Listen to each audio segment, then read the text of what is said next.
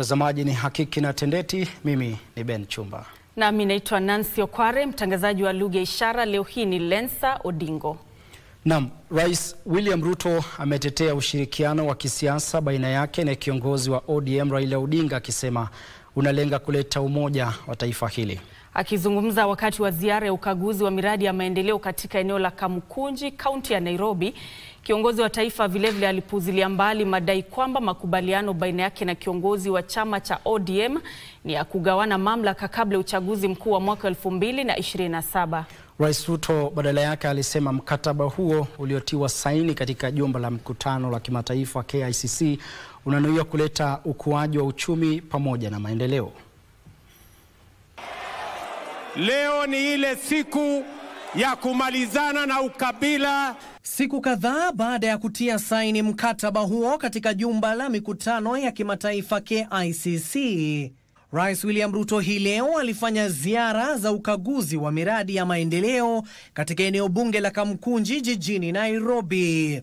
Bali na kusafisha mto wa Nairobi, kiongozi wa taifa aliandamana na naibu wake Profesa Kithure Kindiki, mawaziri na viongozi kadhaa kutoka jijini Nairobi. Tuungane, tushirikiane, tuondoe ubaguzi, tuondoe ukabila, tuondoe chuki, tujenge Kenya. Rais Ruto alitumia ziara hiyo kutetea mkataba huo aliotia saini pamoja na kiongozi wa chama cha ODM Raila Amolo Odinga. Simuona juzi, si Mheshimiwa Raila Odinga amekubali tuungane pamoja, na mimi nimekubali tuungane pamoja.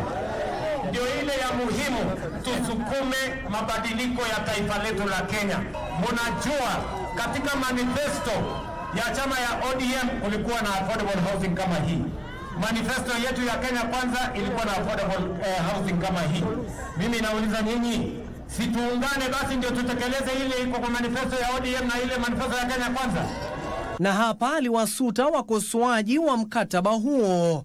Nimesikia ule jamaa wa katikati ati anasema atakuja kusimamisha hii. Huyo mtu wa katikati ataonea hii maneno kwa viu sasa, kwa sababu Nairobi hii lazima tuibadilishe. Ama namna gani, my friends? Alikariri kwamba Wakenya wana mwelekeo mmoja na ni lazima waungane kwa ajili ya maendeleo. Kuna watu wengi wanataka tu tufanye mambo ya bwerere ya hivi hivi, but the country is not going to change if we don't make the right decisions. Wakati wa ziara hiyo ya Kamukunji, Rais Ruto alifungua rasmi taasisi ya mafunzo ya kiufundi ya Kamukunji. And then we have others doing other courses. Yes.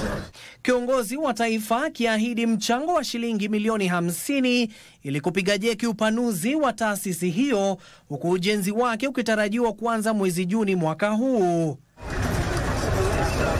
Rais pia alizuru mradi wa ujenzi wa nyumba za gharama nafuu wa Shauri Moyo. Si mnajua nyinyi wangwana, si kuna majamaa wananipiga vita ati nisimamishe hii mambo ya affordable housing. Nyinyi mimi nauliza, mnasema tusimamishe hii nyumba ati kwa sababu kuna watu wachache wako mahali fulani? Hii iendelee ama isiendelee? Iendelee ama siendelee? Baadaye alizindua mpango wa unadhifishaji wa mto Nairobi chini ya mradi wa kazi zinazotokana na hali ya hewa, ambapo aliwahakikishia vijana nafasi zaidi za ajira eneo hilo. In 24 months mtaona tofauti katika hii Nairobi River. Mahali mnaona saa hii ni maji ya takataka, itabadilika, na Kenya hii tutaibadilisha kwa msimamo ambayo itabadilisha Kenya. Hapo Nairobi River, wale watu ambao walitolewa pale watarudi katika makao ya sawasawa. na sasa hiyo kazi imebaki ni ya kusafisha mto, kujenga majumba, kupatiana ajira na kuhakikisha mji wetu umekuwa safi, umekuwa salama. Abdiaziz Hashim, Darubini.